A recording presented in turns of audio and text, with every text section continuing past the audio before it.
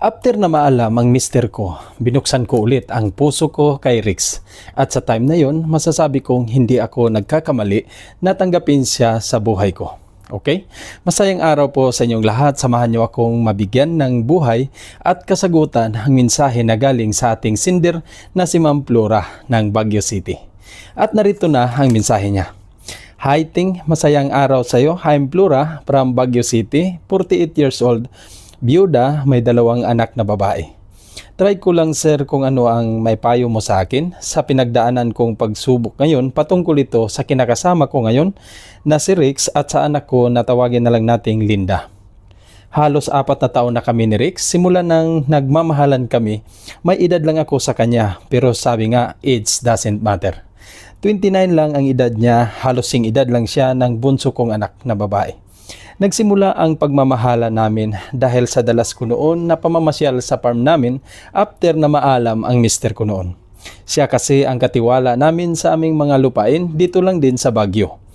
Sa umpisa ng aming relasyon, yung 2 kong anak against sila sa akin dahil nga sa agwat ng edad namin ni Rix, pero pinatunayan ko sa kanila na mahal ko si Rix. To cut the story short, naging kami nga at masaya kami sa loob ng ilang taon na magka-partner. Ang masakit ngayon sir, nalaman kong may relasyon din pala sila ng bunso kong anak. Dahil sa pagdududa ko sa mga kilos nila, nagawa kong mag-utos sa tauhan ko na magkabit ng CCTV sa kwarto ng anak ko at doon ko napatunayan ang pagdududa ko sa kanila ay totoo. Dahil sa pangyayari, pinaalis ko na ang anak ko Sir Ting sa sobrang galit ko at si Rix binigyan ko ng pagkakataon na manatili at baguhin ang kanyang sarili. Dahil aminado din ako na mahal ko ang taong ito. Kaya lang, nagdalang tao na din pala ang anak ko, bunga ng kanilang pagkakamali sa akin. Nahihirapan tuloy ako ngayon sir kung paano ko ito haharapin ang pagsubok ko ngayon. I hope makita mo sir itong mensahe ko. Maraming salamat at more power sa channel mo sir. Ma'am Flora ng Baguio, magandang araw po sa inyo ma'am. Pati na rin po kay Sir Rix. Salamat po sa mensahe na pinagkatiwala niyo po sa akin. Gusto ko lang po sabihin sa inyo ma'am na sa edad na 48 years old, hindi po mapapansin sa itsura niyo po. Halos magkapatid lang po kayo ng mga anak niyo ma'am. At kay Sir Rix naman, matikas at isang malusog na lalaki. Walang duda na tayo ang taga Baguio din talaga. Naglalakihang mga braso, kaya magugustuhan din talaga ng mga babae. Sa nakaraan, may halos ganitong problema na po tayong ginawa ng video. Nakakalungkot lang isipin na sa dami-dami ng lalaki sa mundong ito, bakit ang anak nyo'y nakihati pa sa isang lalaking minahal mo? Unahin natin dito sa sinabi mong muli mong binuksan ang puso mo sa isang lalaki, iniibig mo. At ito nga ang partner mo ngayon na si Sir Rix. Kahit against sa mga anak mo, pinatunayan mo ang pagmamahal mo sa taong ito. At nasasabi mong hindi ka nagkakamali. At sa salitang against laban sa iyo ma'am, kung hindi ka man nagkulang sa mga anak mo simula maliit pa sila, huwag kang magpapikto nito. Karapatan nating lahat ang maging masaya sa buhay. Mabata man o may edad na. Agree ako ma'am na pinaglaban mo ang pagmamahal mo sa isang tao. Wala akong nakitang pagkakamali dito. At dito naman sa malayo ang agwat ng edad nyo, hindi po issue ito para sa akin. Kailanman hindi naging hadlang ang edad para sa mga taong nagmamahalan. Pinatunayan ito ng maraming Pilipino na mag-asawa na may malayong agwat ang edad sa babae o sa lalaki man ito. Ang nakakalungkot lang dito sa pagsubok sa buhay mo ma'am ay itong nahuli mong o nakita mo ang partner mo at ang anak mo sa mismong kwarto at magkasama gamit ang CCTV na patunay na may tinatago silang relasyon. Alam kong sobrang sakit ito sa isang taong tulad mong nagmamahal ng totoo sa isang lalaki at mismong anak mo pa ang kasamang gumawa nito.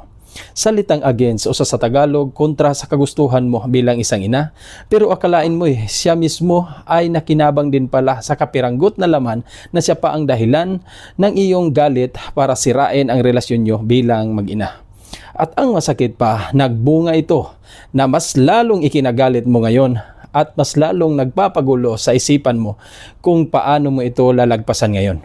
Dahil ang mismong lalaking dati mong ipinagmalaki na hindi ka nagkakamali ay siya na ngayon ang magiging tatay sa magiging apo mo. Sabi mo ma'am sa sobrang galit mo, pinaalis mo na ang anak mo. Hindi ko masasabing tama o mali ito. Pero ito ang maging payo ko sa iyo ma'am Flora. Unang-una, ang nangyayari sa iyo ngayon o tinatawag mo itong pagsubok ay hindi isang aksidente na pangyayari. Isang pangyayari ito na may pagpayag sa bawat isa, sa anak mo at sa kapartner mo ngayon. Pagkakamali ito na dapat hindi mo na pinagbigyan pa para mabuo ulit ang relasyon nyo. Promise ma'am, hindi na ito mag-work tulad ng dati nyong pag-iibigan, lalo na't nagbunga ang kanilang ginagawa. Kahit sabi mo, pinaalis mo na ang anak mo, magkikita at magkikita pa rin sila ng partner mo. Tulad ng sabi ko, nalulungkot din ako dito sa sitwasyon mo ma'am, pero tingin ko isang bagay na lang ang pwedeng option mo dito, ang ipaubaya ang partner mo sa anak mo. Tingin ko sa pagkakataon na ito, kahit ikaw ang dihado, patunayan mo ulit na gagawin mo ito hindi para sa anak mo o hindi para sa partner mo. Gagawin mo ito na bitawan siya para sa apo mo. Gawin mo na lang mabuting alaala ang mga panahon na maayos pa kayo ng partner mo. Alaalang magpapagaan ng loob mo dahil sigurado naman ako na mahal mo ang taong ito. Kaya sa mga time na yon, nai-enjoy mo na rin ang moment na kasama mo siya. Sa pagkakataon na ito, ayaw ko nang sabihin sa iyo ma'am na ipaglaban mo pa ang pagmamahal mo kay si Rex. Dahil sa tingin ko, hindi na ikaw ang laman ng puso niya at isipan niya, kung hindi ang anak mo. Walang tama ang ginawa nila sa iyo para sa akin. Pareho silang mali dito. Pero tulad ng sabi mo, pagsubok ito na pinagdaanan mo ngayon. Ibig sabihin, kailangan mo lang daanan ito, huwag kang manatili sa problemang ito. Ako'y nakikiusap sa iyo ma'am, ibigay mo na sa kanila ang oras na para sa kanila. Mali man sila o tama, hindi na worth it na ipaglaban mo pa dahil mas lalo ka lang masaktan sa hinaharap. Kumpiyansa ako ma'am, nasa hitsura mo, makakakita ka pa ng iba. Yan kung magbubukas ka ulit ng pusong nasasaktan. Yan kung magmahal ka pa ulit. Tanggapin na lang natin ang nakasulat sa ating buhay at ito ngayon. Sa huli, ikaw pa rin ang masusunod. Sana makatulong itong payo ko sa iyo ma'am. Maraming salamat po. Paalam.